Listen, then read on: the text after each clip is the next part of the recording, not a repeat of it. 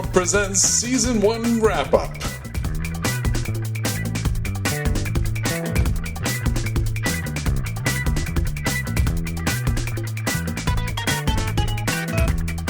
This is Gary Butterfield. This is Cole Ross. And welcome to the end of Season 1 of The Venture Brothers. Yeah, and of this show. They match up. Mm-hmm.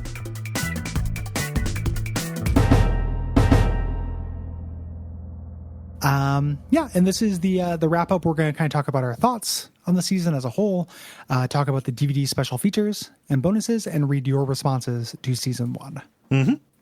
Yeah. So how do we want to begin this? Do we want to kind of take a look back, or do we want to talk about the DVD special features? Let's take a look at the DVD special features, because I think that they actually tie in to some thoughts I have about the season. Yeah. So the DVD has 3 special features. It doesn't have the Tour of Astrobase. That's on Season 2. I thought it was on this one. So eagle-eyed listeners who heard me talk about the caffeination station, we're getting a preview of the end of next season. There are deleted scenes here. They're not super good. Nope. Very slim. Not very illuminating, let's say. Yeah. There's little bits of, so we talked about some of these when they would show up in the episodes as well. Mm-hmm. The Otto Aquarius thing where he quits the original Team Venture, because they're perverts and idolaters, sodomites. Yeah. Is in there. My favorite one is the one where the Monarch lists his peers and we get a preview of a bunch of villains. Yeah. We learn about Tigerific and Trucules, and then a bunch of people who we don't actually get, we don't actually see. Mm-hmm. But anytime they can just list off run off a big list of supervillain, like pun name ideas, I'm into it. It's their superpower. God bless anybody who could come up with Trucules. Yeah, Trucules is incredible. This big rig sits for 2. Yeah. This big rig's going stag. Yeah. We talked about JJ, explaining how he jury-rigged Rusty's body and stuff like that. Like, it's, neat, but not necessary, let's say. Like, I didn't need that information. Like, he was just there in a guy womb. There we are. Yeah. It's fine. Yeah. Then he got angry, and then they cut him out. Yeah. I thought it was cool to look at the animatics as somebody who has worked adjacent to animation and approved and punched up animatics and stuff like that. Seeing what they included and kind of the level of detail that they were working at was kind of neat. But yeah, this was not all fully animated and then they cut it out. This is all pre them sending it off to Korea. And it's also worth noting, these are what we would call now extended scenes. Yes. Deleted scene is very charitable. These are like scenes we've already seen, but with an extra line in them. Like there's a Brisby Bee one that I have no idea what they actually added to What's different? Yeah. Yeah, it's pretty obnoxious. Like this is a pretty scant feature. And that's fine. Like you put on the DVD what you have. Yeah. I do not blame them. They're the longest feature, and I would go as far as to say kind of like unpleasantly long. Yeah. Is the 20-minute featurette behind the scenes of the Venture Brothers movie. Yeah. Fake thing, which is they're having a lot of fun. Yeah, they're having fun. They are having fun. They are certainly having fun, and James Urbaniak is pretty funny. Yes. Yeah, because James Urbaniak is an actor who has done like improv and stuff like that. Like he has been on stage and done that kind of thing. I think, man, Jackson Public really falls down on this a lot. So not as good an improviser. No. Doc Hammer can kind of hold his own, to a certain degree. I think, Doc Hammer as Dr. Girlfriend is interesting, but again, it all just kind of goes on a little bit too long. The thing I like about Venture Brothers is that it's tight and written and considered. you know, and paced. Yeah. Like the pace is really snappy, which is a really good feeling. And it's not in this. This just goes on. Yeah. There's also the winky bit where all the characters reflect on Doc Hammer and Jackson Public. And then wonder whether or not they're gay. Yeah. Yeah. And again, we're talking about like going into the first season where it says, they are gay for each other, even though they have girlfriends in the parlance of the early 2000s. Right. This is just not funny enough. Right. For me. It needs to be way funnier, and it needs to be less like sexual. Like it's immature. Which, again, I love the Venture Brothers. A lot of times it's immature, but there is a line where it's kind of too dumb. And it's interesting because the last special feature is my favorite one of these, and it's also immature, but it's funny. Yeah.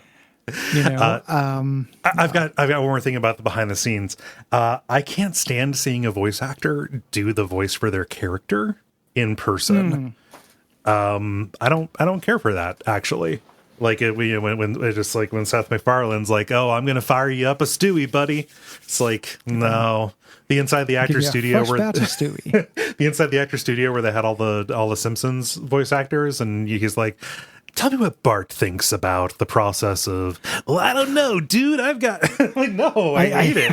I don't care if you're in costume in this, and I don't care if you've got like this tune filter over you in this behind the scenes thing. It's really rough watching watching a voice actor, watching those voices come out of real faces. There's like a real dissonance for that. Yeah, it doesn't work. Me and Emma have been rewatching The Office, and there's a Dan Castellaneta plays like a really bit part in it, and he doesn't do the Homer voice, and there's really no reason for it to be Dan Castellaneta, just a guy. But I kept thinking, I was like, yeah, what? Like that's Homer comes out of that, huh? Yeah, huh? Like look at that maw. Look at that mouthful of teeth. The Homer comes out of that. Yeah, I agree. I'm not super into it. It was weird though because I love impersonations. Yeah. So. This is boring, and that's the big crime for it. Like this is the longest one, and it's like again, till they're having fun. Yeah, they got to build these little costumes. The homemade costumes are fun. The bald cap on James Urbaniak is fun, but and the little bit where they're showing him like trying to do the line read, and he takes off his beard while rubbing it, and they're like, "No, we can work that into the script." That's a funny joke. Like there are some good jokes that happen in it. Yeah, but they're pretty few and far between. What I have a lot more time for is the how they animate Hank and Dean doing the Go Team Venture featurette. I think this is very funny. Yeah. This it's a little bit like an SNL commercial or something like that. Because it is a lot of it is gags in the voiceover and visual. So the entire premise is this is not how animation works. They talk about like, oh, in order to get the actual motions, we need to mocap these people, and you have Jackson Public and Michael Sinterklaas there in the motion capture suits with the ping pong balls, like doing all these motions as Pete White and Billy Quizboy like narrate this really overly elaborate process that involves adding and removing a background picture of a mannequin head and a lamp on a bucket. Yeah, for obvious reasons. Yes. And then the painstaking, process of removing it from every frame. Moving it from every frame. This being narrated by Pete White and Billy Quizboy does a lot of work for it. And it's just so, Shaggy Dog. Yeah. Like it takes all this, but most of the steps are unnecessary. And it's so clearly not motion capture when that happens. Yeah. This I thought was cute. And then the green, the ping pong like suit thing is very funny when they show their like constellations and each of them has a ping pong on the ding dong. And I like that a little bit, these two constellations with hanging dong. Yeah. As when you know where the dicks are on Hank and Dean when they do the team venture. Gotta keep tabs on the dicks. Yeah, I gotta know where too many dicks on the dance floor. So that one is pretty funny, but in general, this is not a feature rich. I guess the commentaries all count as that, and those are also like a little bit of a mixed bag. Like, to be honest, like the actual insight, most of the insight that we got came from the book. Right. I found, and the commentary is mostly like a pretty good podcast that I would sit down and accidentally listen to when I thought I was doing work. Yeah, right. Yeah. No, that was that's a thing. And in the book, they talk about how in season 1 they really didn't have any idea if this was actually a thing yet. Like how seriously should we be taking this? Like what actually is going on here? What's the depth of it? And like even in the commentary, they make reference to like, oh, if we get season 2, or no, they were approved for season 2, but they talk about like, oh, you're going to be seeing more of so and so in season 2, stuff like that. I think that you know, I've not seen the special features on any of the DVDs that are coming up, but I would imagine that as they take the show more seriously, and as they get the process down, there's probably going to be more in the way of thoughtful kind of like reflection on the decisions that they made when they were more invested in it, let's say. Yeah, I think so too. And as the show gets more ambitious. Of course. Yeah. That's kind of the special features for this. Let's do listener responses and then our responses. Why don't you let us know what Arlen says? Yeah, so Arlen says, I'm watching episodes of Venture Brothers just ahead of when the corresponding episodes of Orb come out. I love the show, but as a person born in 93, I end up missing some of the references. For example, I had no idea what Johnny Quest was until y'all mentioned it, and I looked it up, and now I'm turning into dust. And I'm blowing away the wind. It's really difficult to explain or even just highlight a joke and not kill it in the process, but Orb does a fantastic job, so thank you. Thank you. Yeah. Yeah. Those references are definitely part of, like, I understand it being alienating. It's also part of why this show is so for me, because they're making a lot of the references I do. Like, I was watching clips on YouTube, and I think I brought this up before, but the when they're doing the prom, and they're yelling at Pete Wyatt, like, you got the Fun Boy 3 version of Our Lips Are Sealed on here. And me just being like, I know what the Fun Boy 3 version of Our Lips Are Sealed sounds like. It's a banger. It's a better version than the original version. Looking around, does anybody else get this? Anybody get this? Me. Huh? I do. I'm special. Yeah. So I definitely understand that. It is a show that is for like an age group. Yeah. You know, and it extends beyond that, but like I think the target is definitely an age group. Agreed. So Craig says via contact, when you announced Orb, my initial thought was, I think I've seen that show.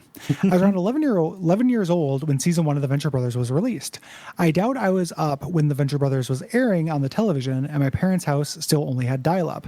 I think I was able to watch cartoons on my laptop by leaving the video to buffer for an hour and coming back to it. I remember one such cartoon having odd animation and people in costumes. The people in costumes weren't fighting. They were talking about this group named Depeche Mode and waiting in line for a garage sale. I was so excited when I watched Tag Sale You're It in 2020 and realized that Venture Brothers was something child me had watched and enjoyed. As an adult, I can better appreciate the humor derived from this amazing ensemble cast of characters experiencing what would otherwise be normal or boring situations. Best episode of season 1 is Tag Sale. Worst episode, Mr. Brisby. Yeah. If you don't count the pilot, yes. That's funny. Like, okay, I remember somebody saying the words Depeche Mode, and here many years later, that's going to be the thing that that draws me back. Yeah, I remember when I was trying to get my ex-wife into this show. And the Tag Sale episode, and then the Trial of the Monarch were the two that I used. Yeah. Because I felt like the Mecha Shiva thing was so effortlessly charming, even though, like, in retrospect, it's like that does start on a visualization of a lie, and that the funniness of that visualization kind of is reliant on knowing the characters. But yeah, I definitely agree that, like, those are the good ones. And I'm glad that when I came to this, I was like in my early 20s. It was a good time to come to this. Yeah. If I was 11, I might have had a harder time. This came out in 2004. I would have been 16. Yeah. 16, 17. Yeah. So that's about right too. Yeah. Yeah. What does Tom say? Tom writes in about a plot hole. This relates to extremely late revelations, but there's no spoiler policy on here. Tom writes, "Hi, love the show. I did a full rewatch early in quarantine, and Orb has been a nice post-watch companion to that. After listening to the podcast, a possible plot hole struck me. I'll try to keep this spoiler light, and it may be too tinfoil hat, but fire up the presidential time machine and hear me out. In Return to Spider Skull Island, JJ says he has been with Rusty his entire life, and the surreal flashbacks throughout the entire season support this. The question is, which life is JJ talking about? Since seasons later, it is implied that Rusty may have been cloned as well in his youth. Would that mean that each time Rusty was cloned, JJ was cloned as well? I find this a little odd because, though an awful person, Jonas Sr. was the real deal in terms of science. So how could he not know that there was an entirely other person inside of Rusty during the clone process? If he just took a bit of blood or tissue from Rusty to clone him, that would not create a new version of JJ as well. This leads my brain to a darker take. What if JJ wasn't Rusty's natural twin at all? When original Rusty died, what if Jonas tried to improve him? It would seem a very Jonas thing to do, trying to make Rusty more like himself, both out of vanity and as a way to maybe keep Rusty from being so death-prone in the future. The process didn't visibly work, and Jonas gave up, not knowing that instead of rewriting Rusty to be more like Jonas, he instead created a not fully formed clone of himself inside of the clone of Rusty. This would be the reason JJ looks so much like Jonas and has his skill for business and science shown later on. Just a strange thought that doesn't seem too out there, but considering where things go from here, thanks for the show. Keep it up and go Team Venture." Yeah, that's an interesting idea. Yeah. I don't think that they took that into account when they put out the idea that Rusty may be a clone himself. I think that they didn't account for that. Yeah. Well, they also, I'm trying to, I haven't done a full series rewatch. I've been rewatching along with the show.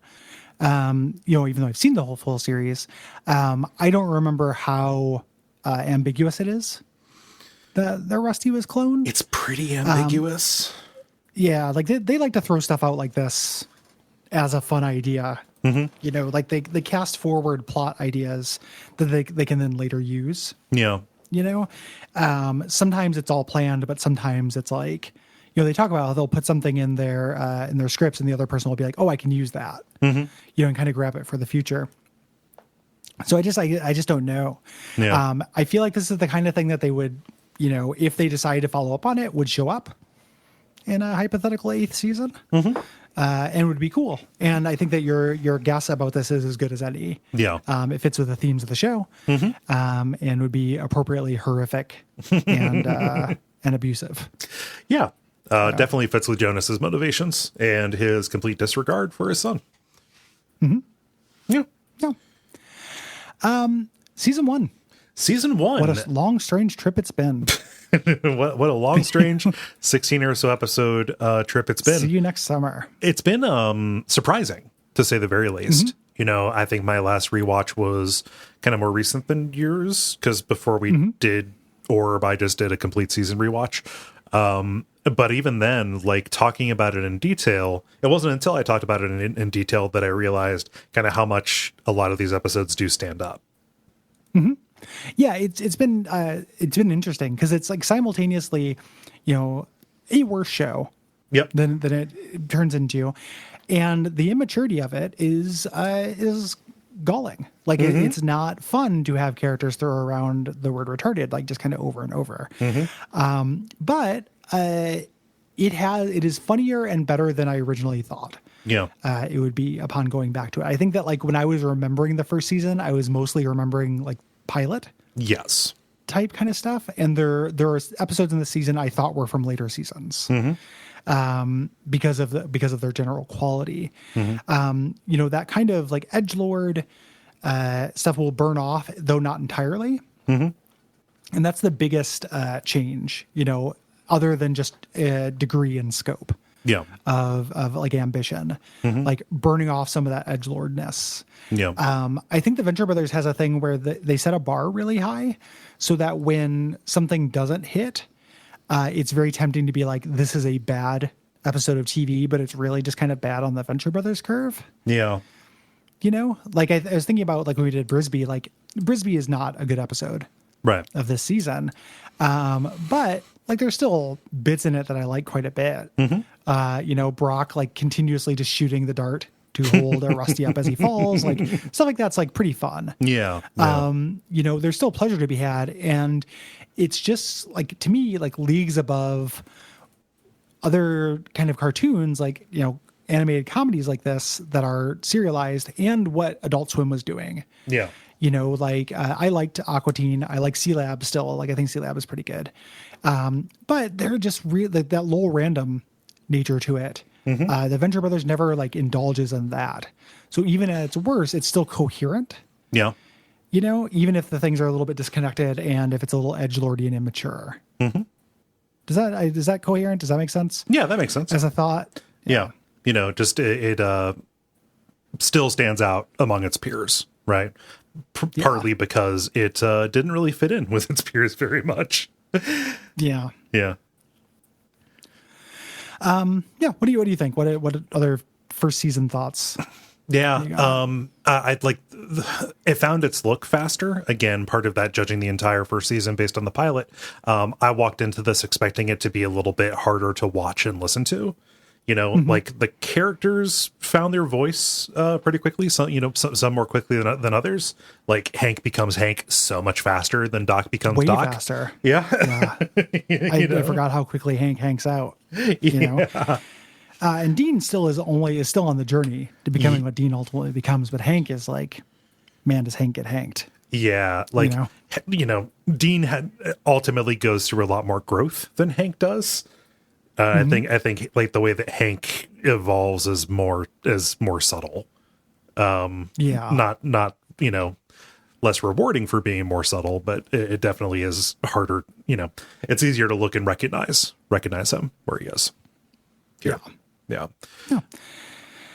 Other than that, it's interesting watching the response of people watching along with us in the Slack, and kind of gauging people's different sensitivities to the early 2000s-ness of it all. Right. That element of it, which is always going to be a part where you're talking about old media, says, the dudes who did that Lovecraft show. Yeah.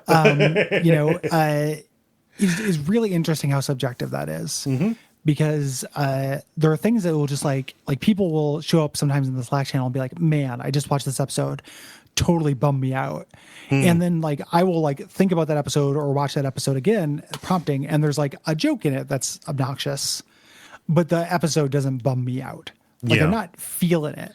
And part of it, I think, is, not only was I in like a real good pocket to experience this when it was on, but I'm kind of in a good pocket to reevaluate it because I can talk about that stuff, but it doesn't cross-contaminate very much. Yeah. It's something I'm able to compartmentalize pretty well. Like, yeah, it would suck if it would be better if they didn't do that dumb joke. But look at this other thing they're doing. Like, I don't want that I don't want this baby to die with the bathwater. Yeah.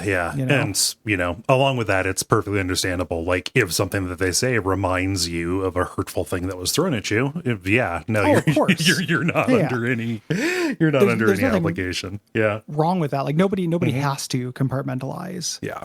But I think that, like, in terms of criticism, it's good to be able to compartmentalize and look at something holistically. Yeah. So not to pat ourselves on the back for that, but I think that if it ends up working.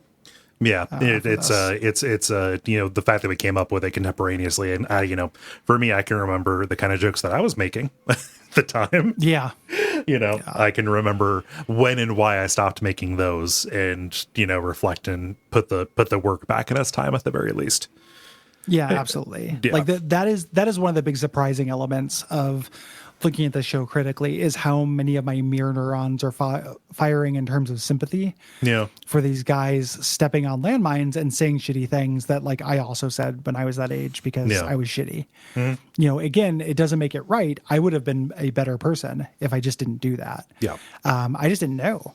you know, and to me, to have sympathy for Jackson and Doc is to have sympathy for myself. Yeah. There's a weird kind of emotional resonance to thinking back on the show where these like two idiots just got to have their dream job, have fun and dress up and everything. You know, but in the process also called things gay. Yeah. You know, and it's like, well, you know, I did call things gay and I didn't even get to dress up and have my dream job and have fun, you know? I just did it for the love of the game. Yeah. It's an interesting thing to think about. And it ends up being like, as two people who I don't believe are evil, you know, I don't think these are bigots. I don't think that they're evil people. It's an interesting case study of, you know, that idea that like something I really believe in this, you know, world of, you know, canceling and stuff like that. You know, in this world of PC gone run amok. Put 30 seconds on the clock. Of the thought police running around. In this world where people are increasingly responsible for their actions and words. Yes. And are held accountable. I think that only really works if people are allowed to change. Mm-hmm. You know, if it's one strike you're out, then I don't know. I think that's too broad. Mm-hmm. You know, yes, hold people accountable. Yes, expect improvement from people, but like some people do improve. Mm-hmm. You know, some people do try to get better. And I think that like, that's worth recognizing. Not saying that any individual, like oppressed person, needs to make time for that. No, but in a grand scheme of things, like not down to the individual, I think that's worth thinking about. Yeah, if you need to say "fuck it, I'm out," you know, your life is short too, just like mine is. Yeah. We're all going to die, except for Hank and Dean until the end of season 3. Yeah. Or end of season 2, rather. Or end of season 3. Yeah. End of season 2 is the wedding. Mm-hmm. Thanks everybody for going on this journey with us. Thank you. We're not taking a break in between seasons. We're going to be rolling right into S2 with what is it, Powerless in the Face of Death. We're going to see the aftermath of the explosive conclusion to season 1. How will they move on without Hank and Dean? It's pretty weird. I don't know how they're going to do it. We also will have same kind of format as the season. We'll have a few guests this season. I'm not sure exactly who will repeat and everything. Something just as a quick note, like that is something that I've been tapping people who I know that we have like chemistry with, and stuff. It's not necessarily open, you know. Yeah. So if and the reason why I say that is somebody asked me on Twitter if they could guest on it, and it's like that is flattering and nice. But right now we're just keeping a tighter control on that because on-air chemistry is something that is hard to control for. Yeah. That's not personal about the person who asked or anybody who might want to ask, but like it's a different value proposition having like Jeremy on. Yes. You know, or even Zach, who we've like interacted with a lot on the Slack. Gwen. Yeah. You know, yeah. And Gwen, who is a friend. Yeah. You know, like we hung out with Gwen in person. You know, it is having that kind of vibe is something that I think that we value. Yeah. Yeah. So, yeah. I think that's about it. Think so. A great way to celebrate the wrap of the season is to leave a rating or review on Apple Podcasts or whatever directory you found this on. Yeah, we really appreciate it. Yeah. And if you want to get these episodes a week early or you want to support us, head on over to patreon.com/Duckfeed.tv. If you missed your opportunity to write in a response, we'll be doing another one of these at the end of season 2. Watch for the prompt to go up. And until next time, Go Team Venture.